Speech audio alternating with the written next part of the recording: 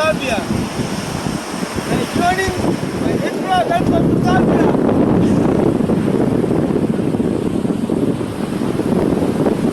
بسم الله الرحمن الرحيم إنا أعطيناك الكوثر فصل لربك وانحر إن شانئك هو الأبتر.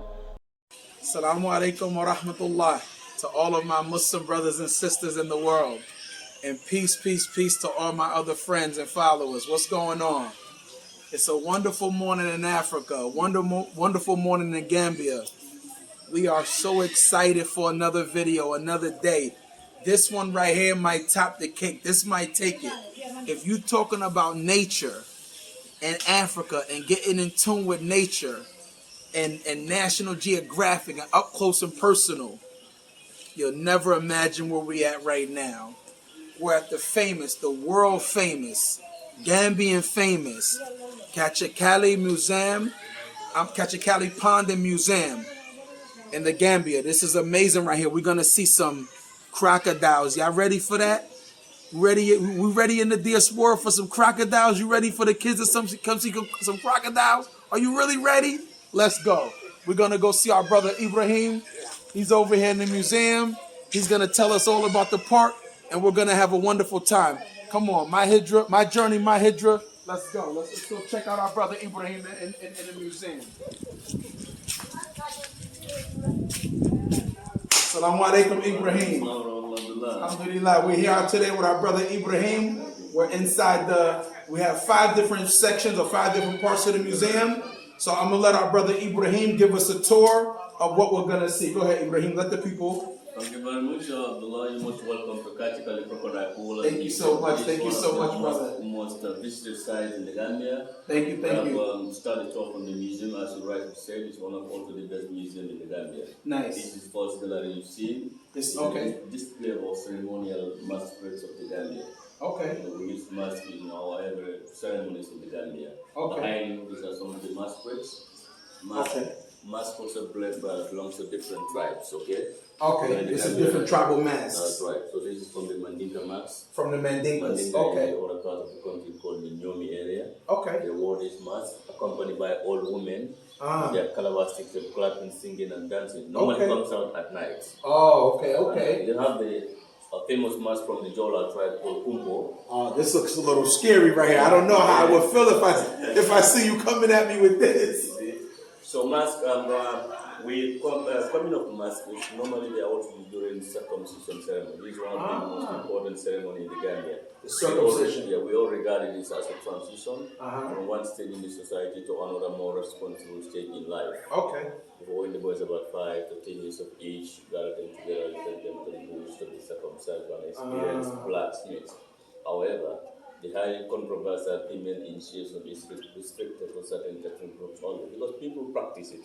Believe that it purifies the woman and it's required by Islam, but people oppose it, says it's harmful and it's not a religious obligation, so it's controversial. But of course, we have some masquerade that protect the incest, from evils and that's one of them. Pambon, it looks scary. From the Mandinka tribe. This one right here, definitely. If you jump out on me with this right here, I am doing the running man. I am out of there. Peace. That's right. So it's from the Mandinka tribe that also comes out at night with 2 blunt cutlasses that will be striking them together to make storage noises at night just to scare the evils away. Oh, okay. Dressed from bark of tree, local called the fara or the camel fruit tree. Okay. From what tree? Fara. The fara tree. Yeah, or the camel fruit tree. Or the camel fruit tree. To the back of it and they wore it. Okay. Yeah. So this is a tremendous lesson right here. Alhamdulillah, this is the mixture where you have different parts of a society. We know, alhamdulillah, as Muslims, we know that, these practices and things like that are not part of Islam, but this is definitely part of African history and African culture. So we want to show everything. We don't want to just show one part of it and and neglect another part. We want to show everything we see in Africa because it's history, it's our history, and so that the people can learn, our children can learn, and we can all have education. So come on, let's keep going. Let's follow our brother Ibrahim. We're going to keep going to the next one. So remember, like I said, we have 5 museums. We're about to go into the second one. So come on, let's go. Let's go into the second museum. Okay, Ibrahim. Well, thank you. What do we have here? What museum do we have here? This is the second gallery of the museum. Okay. You know, as you rightly said, these are some of our African traditional histories and cultures. Nice. Here in this gallery, we have some very important aspects of African life. You know, this is before the advent of Islam and Christianity. You know, people believe in shrines and the like. Gotcha. We also have jujus. Juju. We call them amulets. We hear about juju a lot in America. Like in America, they call it like, you know, black magic, stuff like that. So this is before even Islam had made its way to Gambia. This is some of their cultural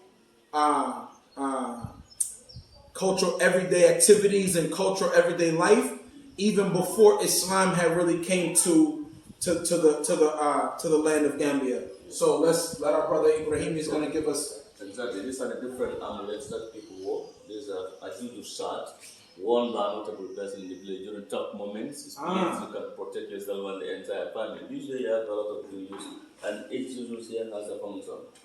Okay, so that's the juju shirt it was to protect himself and the entire family. So this right here is a juju shirt right here. Exactly. And it's worn by like a highly respectable person from the community. Yes. And they will wear this when they will approach hard times. And everyone here is like a different juju. Yes.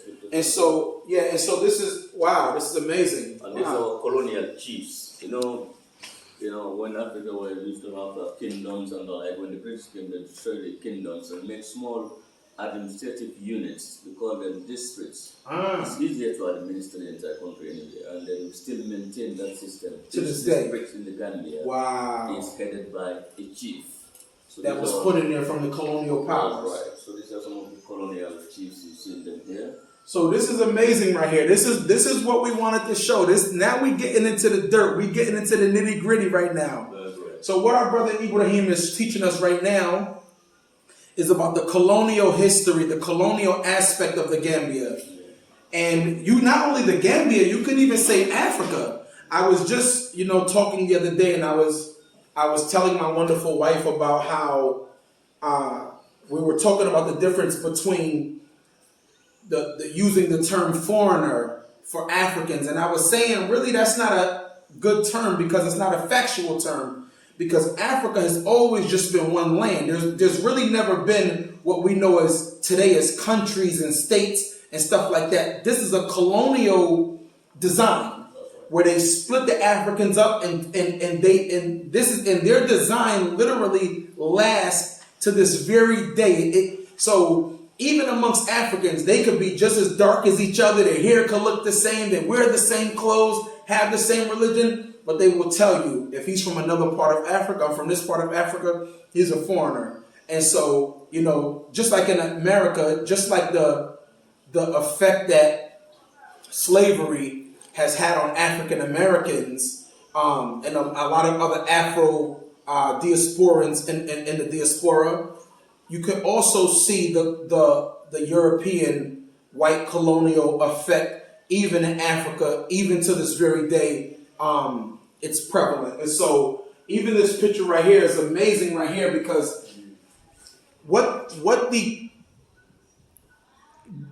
British did is that they came into these countries and they divided them and split them up how they see fit so they can control it. And then they put in their people who they wanted to control each part and made the rulers, like the kings or of each part, subject to their queen. So this is the Queen of England. This is an African king coming to pay, or African tribal leader coming to pay homage to a European queen. And this is history. This is really that deep history that we are so grateful to our brother Ibrahim and to this park and to this country for keeping that history. so that we can see it, because you cannot right a wrong if you don't know it. If you don't know its knowledge, if you don't have its information, then you can't correct it. And it's good for museums and places like this that they keep that information protected so that we can know about it, and then we can start that process every day of making that hard change and taking back what was and what is rightfully our own history.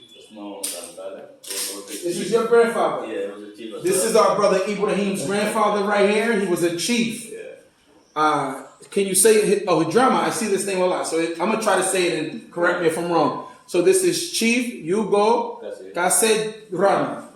Yugo Kase Drama is our brother Ibrahim's. This is his, huh? Yeah, I'm Ibrahim as well. Oh, he's a drummer too. So this is his tribe, his grandfather. So this is, you know, a lot of times when we in America, as African Americans, we go to school and we study history in school, but the history we study is mainly about white people that have nothing to do with us. And so it's really not personal for us. And it becomes, and when it does become personal, it becomes problematic because we start to take on someone else's history and culture as our own, while not being synonymous with the people who the history and culture is in reference to. The beautiful thing about Africa, and I always wondered this before I came, is the culture that we get in Africa, the history that we have in Africa is just like this. This is our brother Ibrahim, and this is his grandfather. That's history. That's connected history.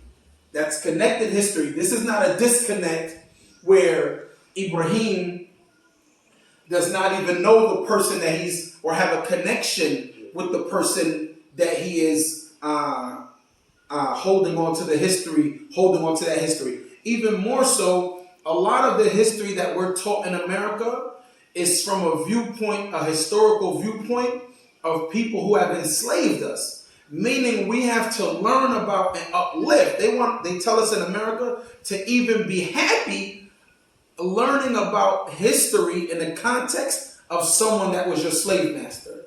Someone that whipped your grandparents, raped your grandparents, made you work for free for 400 years or more. They want you in America to uplift these people. You have no connection with this situation whatsoever. And so this is amazing right here to see history connected to its people, the same exact group of people. So let's keep going. That's right. So this is what I was telling you. Before the advent of Islam and Christianity for the Gambia, people, these are some of the things that people believe as their goal, sacrifice were offered to appease the deity just to get your problem solved. Definitely it's now rare as majority of the Gambians are now Muslim. These are things that you don't practice anymore. Allahu Akbar. Yeah. So our brother Ibrahim is showing us different things in ways that before the advent of Islam, and alhamdulillah for Islam, that the Gambians and the Africans, they had a lot of practices that the word we use in our religion in Islam is called shirk.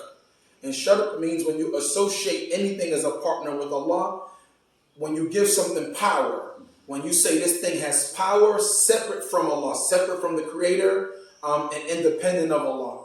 And so these are, and our brother Ibrahim said also, alhamdulillah for Islam, because of Islam coming to the Gambia, now you really no longer see this kind of stuff being practiced anymore. The Gambians, they have embraced Islam, they have embraced Tawheed, they love Allah, they love His Messenger. Almost every Gambian I meet, their name is Lamin, which is, they take that from Al-Amin. Every Gambian girl I meet, her name is Khadija or Mariama. So alhamdulillah, these people, or Musa, these people, they tremendously have embraced Islam as their religion and their way of life. So this is amazing. So let's keep following our brother Ibrahim and keep learning about the Gambia.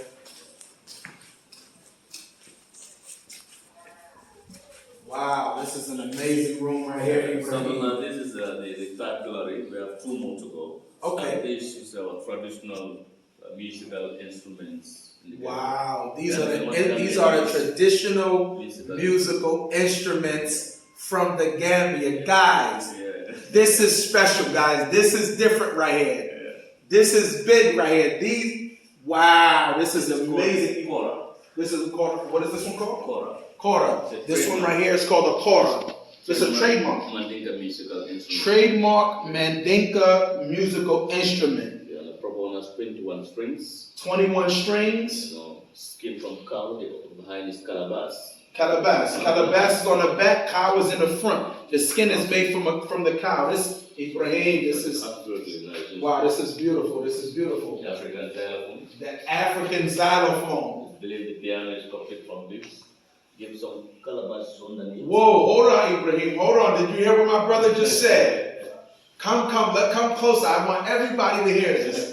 Our brother Ibrahim, he just enlightened us. So you see this African xylophone? You see this? He said, what we believe is that the colonialists, meaning the xylophone that we have in the West, was in fact a copy of this style of xylophone.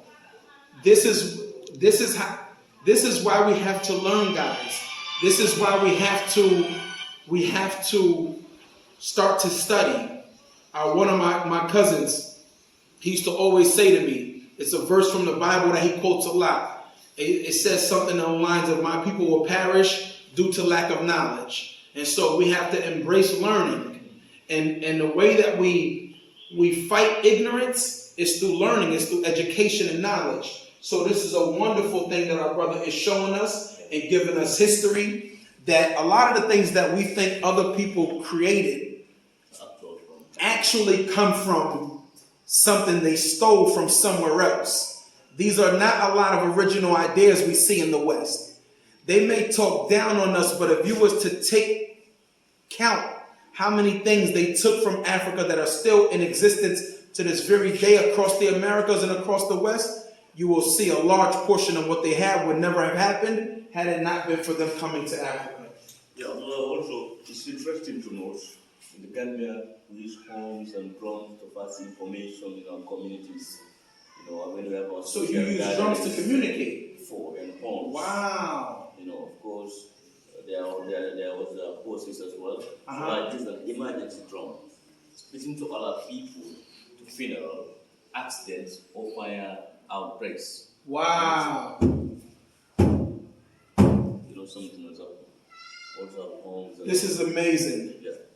This is tremendously enlightful. So what the Gambians were doing, what they used to do, is that they would use drums and musical instruments as a way of even communication. So today when we have the modern day radio or walkie-talkies or cellular phones, to call somebody and say, hey, it's a fire. Don't go up that street because it's a fire or a car accident or this. What they would do is use different kind of drum systems and different kind of drum patterns to inform the people that there was an emergency. This is amazing. Come on, let's keep going. These are instruments from the Dora track. One man play 3 drums. Drums One have skills, you know. Wow. Check the tune or rating to switch location. So let's do this with our brother Ibrahim. Let's show each other some education. Yes. In Jamaica, the Jamaicans, they love these. Yeah. The Jamaicans, they always have these. That's right. And you would think that it was a Jamaican concept formulated in Jamaica, but that's not the truth. That's right. The truth is that those slaves that were brought to Jamaica, they simply brought with them what they did in Africa. That's right. And so this is where you get, I forget what they call it in Jamaica, but everybody in America, we know what these are. We see the Jamaicans play them all day.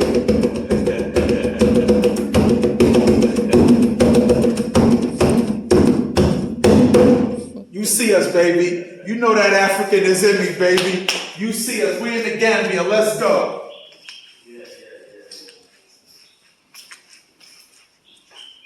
Okay, we had our fourth one? Okay, this is our fourth. This is our fourth one. We have one more to go in this museum section. And the fourth one tells you about, we don't have objects. They are photos of the Gambians and Africans who went and fought in the Second World War. We've got their medical checkups here, their training photos here, so we can go around and look at the pictures. Okay, so this one right here is about the Gambians that fought in the First and Second World War. Once again, our brother Ibrahim, he is enlightening us to our own history. So when we think that, you know, just the Europeans were fighting in world wars, in those world wars. No, in fact, there were tremendous amount of Africans who died and lost their lives taking part in those wars and deserve as much respect as anybody else. Because to be honest with you, Africans didn't start those wars. They were actually just taking part in them for other people. They didn't. Africans from Gambia Ghana had nothing to do with no world war. They're just trying to survive and feed their families. So what he says. So in this one right here, we don't have any objects. We just have a lot of pictures and things like that, and news clippings of showing the Gambians how they would get ready, get their medical checkup and things like that to get ready to go off the war. So you can go ahead and just get a few of all the pictures, taking the pictures. Nice. Take your time, go slow, let them see what it is. You see our brothers right here hurt, injured. So it says, many of the African soldiers paid a terrible price, but their contribution has been all but forgotten, not just in Britain, but also in their own countries. This is exactly what I just said, is that they use a lot of the European powers, they use these African soldiers and Black American soldiers even, the Tuskegee Airmen, we know all about them. And they even put them at the front lines. Yeah. And we know that the heroic stories of these people were out of this world. They were heroes because we know that Africans are natural warriors, brave men, brave people, that we're not scared. We don't have fear. So they knew that. So they would even place us at the front to win their wars and win their battles. But when it came time for recognition, to this very day, they don't recognize what we did for them. And on top of that, even here in the countries like Gambia and Ghana, that history is being lost and not being taught in our school systems and not being taught to our children, so that we can continuously to keep paying homage to those Africans, to those Gambians, those people from Ghana, from Senegal, from all over Africa, who played part and lost their lives, lost family, to these big wars that the Europeans was having. So let's go, keep looking around here. This is the First World War. So when they say right here, Ibrahim, let me ask you about this one. This one says King's African Rifles during World War I. What king were they talking about? The King of Britain? Exactly. This is not about us. As you rightly said before, first place here. This was not about us. It's not about us anyway. Wow. So our brother Ibrahim is letting us know, even when you see a picture like this, and these are women? Are these women? These are men? Yeah. Okay, these are our brothers. Alhamdulillah. So you have, it says King's African Rifles during World War I, 1916. So I asked our brother Ibrahim, when it says king, who were they referring to? Was it an African king? And he said, no, this is a European or British king. Once again, like I said, these are wars that they were not our wars, but we died for them because, as always, Europe has been trying to use Africa in some shape or form or fashion as some puppet way for longer than people even want to know about. And so this is wonderful education. Let's keep going. Yeah, more pictures.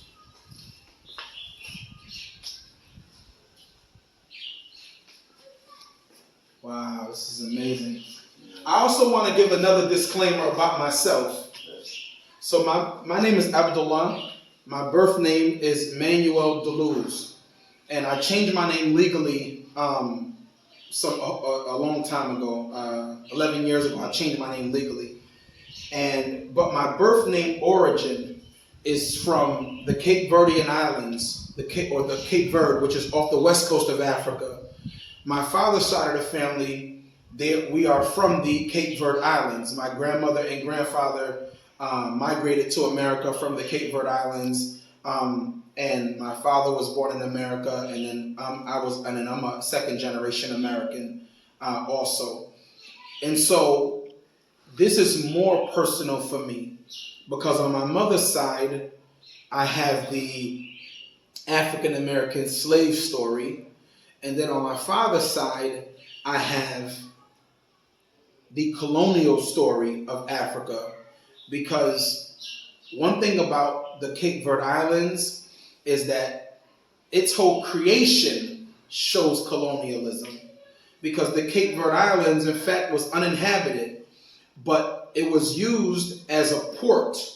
When they would take the slaves from the west coast of Africa, they would stop for a little while in the Cape Verde Islands and then move on. And so the people who are there now are actually descendants of those people that just stayed there, basically. And Cape Verde ended up getting its independence, and alhamdulillah, so they're an independent nation now. But this is part of my history on two sides of the story, and so this is tremendously important to me also. So, and this is the last one right here. We're now going to enter the last part of this tour. Then we're going to go see some gators. Don't forget I told you about the crocodiles. We're going to see those crocodiles. Don't you worry. These are post-independence of the Gambia. So this is post-independence. This is after independence. This is when the Gambia finally, became an independent nation and were able to rule themselves. This is in 1965. So I'm going to read this right here to you. It says, independence was achieved from Britain on 18 February 1965. And here we see the joy and jubilation which marked the attainment of independence.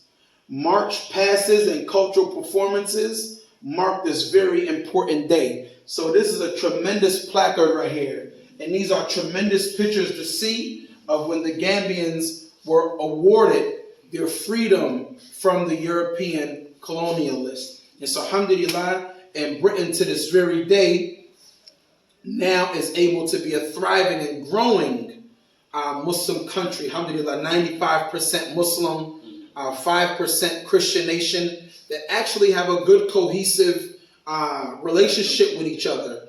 Alhamdulillah. And so this is tremendous. So let's go around and from the first president. Wow, here we go. This is the first. So when we talk about in America, African Americans, when Barack Obama became president of America, as African Americans, I think all African Americans, whether you believed in that political system or not, has some form of elation. Oh, a black man is now our president because he looks like us. It's somebody that looked like you. The tremendous thing about Africa is that every country on this continent has an African president, black president. So when we look, the other day I was in the car and traffic was really blocked up, and I seen a lot of military people moving around. Didn't really know what was going on, but I started to figure it out real fast what was happening. They locked off all the streets, and then eventually after some time, we seen this long motorcade come through with all these big military guys, black ski masks. These guys were looking like killers, machines. And you know who they were coming with? The president of Gambia. They were coming through with that black president, making sure he was safe. That's right. Alhamdulillah. So this is beautiful. So this is the first president of Gambia. Yes. You see our brother right here, the Prime Minister, Sir Dawda. Say it again, how we say it? Sir Dawda.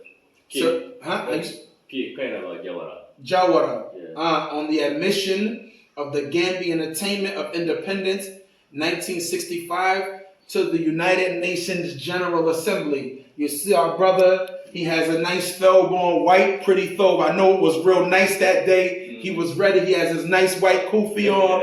MashaAllah, he was ready. He was showing that we are a Muslim nation. Alhamdulillah. Yeah. This is beautiful. This is our Gambian days of ignominy. When an attempted coup attempt led to untold destruction of graves and other mayhem. 100 died, properties worth millions were lost to parts of the Wow. Amen. They wanted to overthrow his government in January 1981, but it was not successful.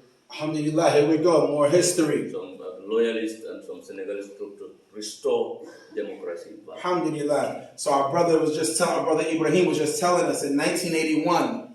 So that was in 1965, where the Prime Minister Dawda, rahimahullah, where he became the first president of Gambia.